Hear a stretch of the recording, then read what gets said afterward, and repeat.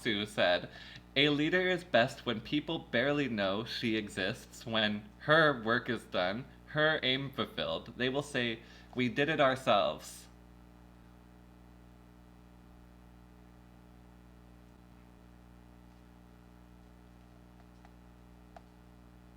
Um, I don't think she understood this. I don't think she understood this at all. This says that you shouldn't be. This says that you should, like, your people should be able to, like, operate under your guidance without you, right? This is this is not because you did such a good job telling. Yeah, yeah. She did not understand this at all.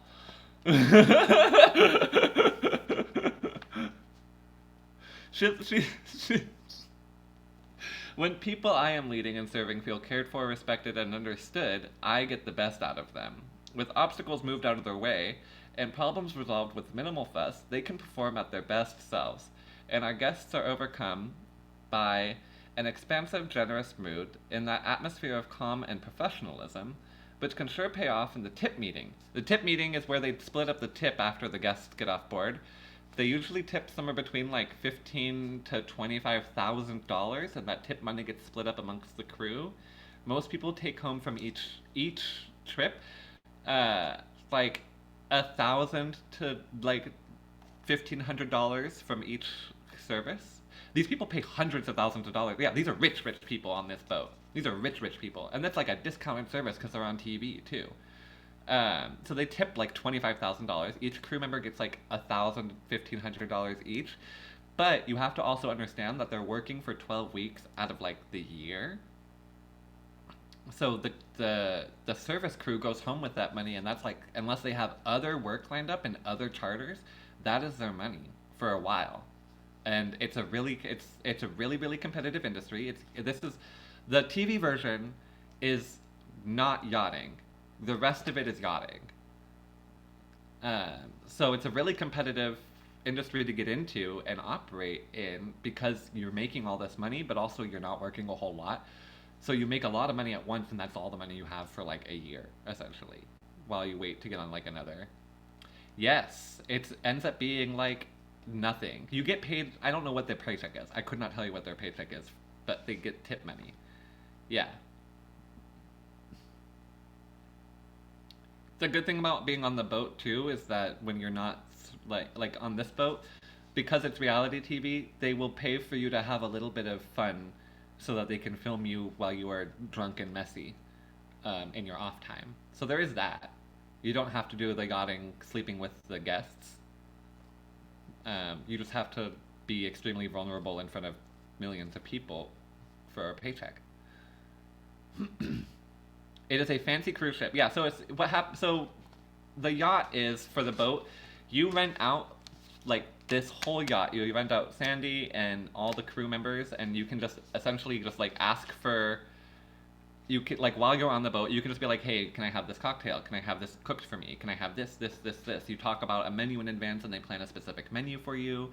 You get to pick a day that you want to have like a picnic on shore, and then you pick a day that you want to do water sports. And water sports is they put a bunch of inflatable things out on the water, like a big slide and like a trampoline that you can jump on and then jump into the water, or like you can drive around tiny so mandatory inhibition time is honestly a little bit literal. The people who don't like to go party don't end up staying on the boat for very long. I don't think because it's not entertaining, right? They're not causing drama because they're too drunk to engage with people normally.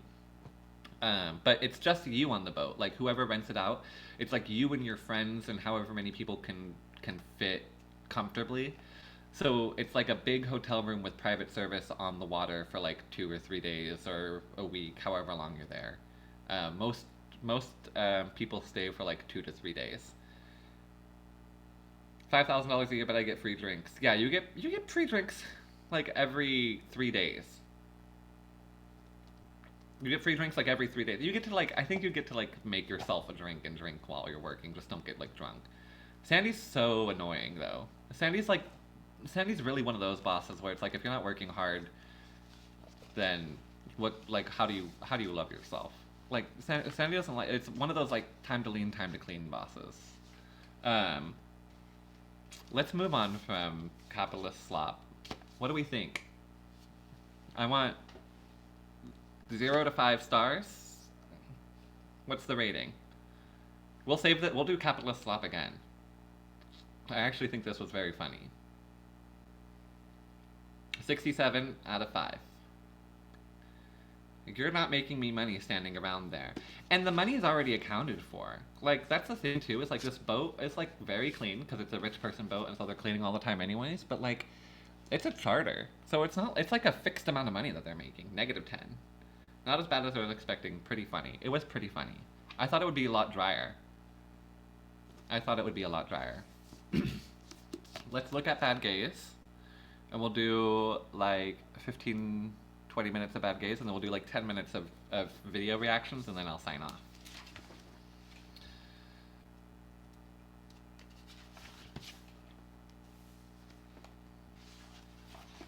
Let's see. There are 14 names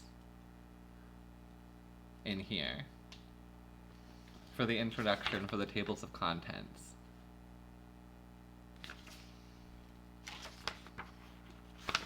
I'm gonna skim through the. I was gonna say introduction, but I saw the word Ukrainian on the second page and read that. I'm gonna skim through the introduction and see if it's worth reading. They just.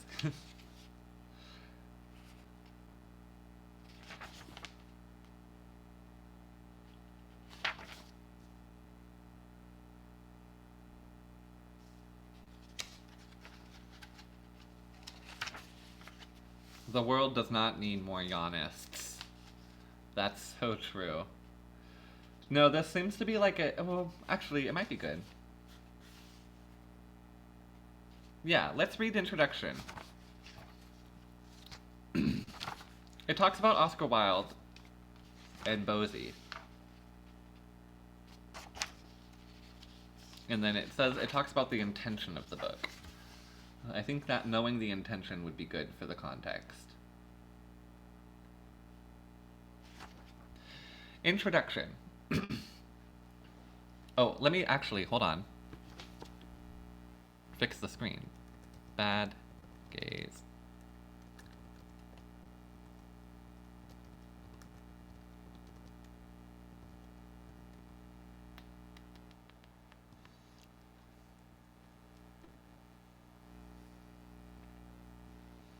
This is what we're reading.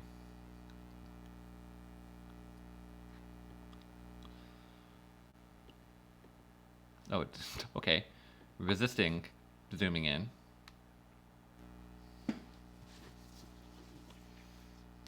I will say for like aesthetics, much better than the previous cover. What do we think of the aesthetics of the cover for Bad Gays?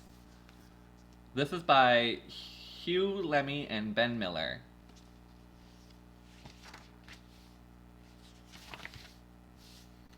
Yeah, the pink and yellow are really good. W Pink. Introduction.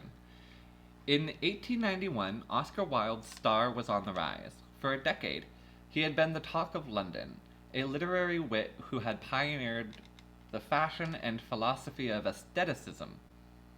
He had successfully published works of prose and collections of poetry, and was preparing his first novel, The Picture of Dorian Gray, for publication. A masterful account of Faustian bargain dripping... Blah, sorry. Give me 1 second there. A masterful account of Faustian bargain dripping with desire, vanity, and corruption. England regarded this sparkling Irishman with a combination of fascination, admiration, and horror, but no one could deny he was becoming a titan of the national culture. Yet, within 5 years, Wilde's reputation and his health were destroyed.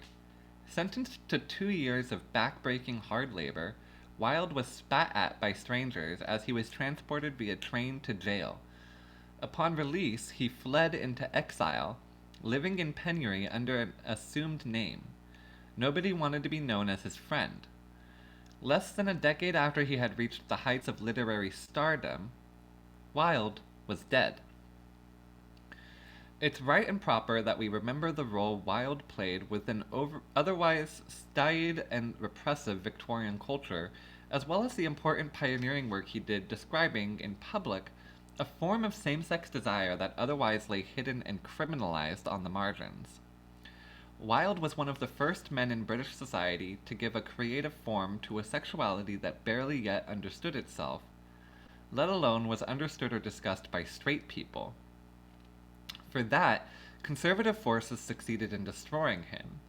But at the core of Wilde's story is his love for a terrible young man, a love that drove him close to madness and sparked the wildfire of events that led to his ruin. Okay, so I actually did not know that he was arrested. I had no clue. I'm not super familiar with Oscar Wilde's history, I just sort of know his reputation. Do you know what I mean? Did anyone know that he had been arrested and did hard labor?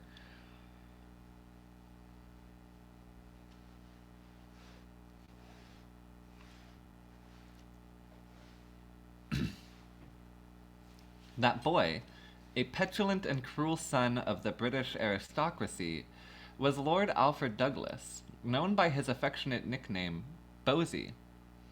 Wilde and Bosie first met in 1891, when Bosie was a 21-year-old undergraduate at Wilde's alma mater, Magdalen College, Oxford. Bosie was an archetypal twink, popular and athletic, who cared more about his writing and activities in the new Uranian poetry movement, which idolized pederastic relationships between older and younger men. Than his studies, which he never completed.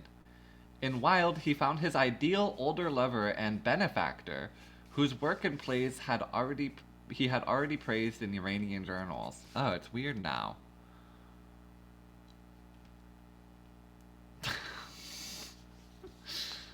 I don't like this all of a sudden.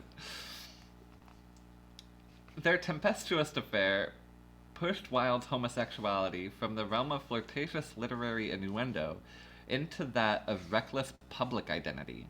Besotted with the young poet, Wilde fell in with Bosie's lifestyle and indulged his demands. The two lovers drank and partied together and became the subject of scurrilous rumors. They began to host wild sex parties with young working-class men, who they paid to fuck or get fucked by. Wilde's public image, an educated and charming raconteur married with children, clashed with his private life, and while the conflict could hold for a few years, it wasn't long before the inevitable happened. Wilde was expecting it. In a letter to Bosie after his release from jail, he wrote, "It was like feasting with panthers. The danger was half the excitement. I used to feel as the snake charmer must feel when he lures the cobra. They were to me the brightest of gilded snakes. Their poison was part of their perfection." So part of he knew that he was in danger when he was entertaining this fantasy. After clashing with Bosie's father, the Marquess of Queensberry, Wilde was left a calling card from the Marquess accusing him of being a sodomite. Queensberry, having two homosexual sons whom he regarded as having been corrupted by snob queers such as Wilde and then Prime Minister Archibald Primrose. Was everyone in charge or royal was gay back then? At this time period? All of them were gay?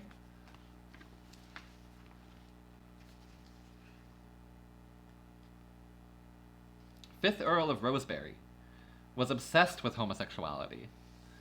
Wilde's friends told him to leave the case well alone, but, pushed by an impetuous and jealous Bosie who hated his father, Wilde sued. Gay Lenin's in the chat. Gay Lenin emotes in the chat, please. They're all gay. There was a fatal hole in Wilde's case. He was a sodomite, and Queensberry could prove it.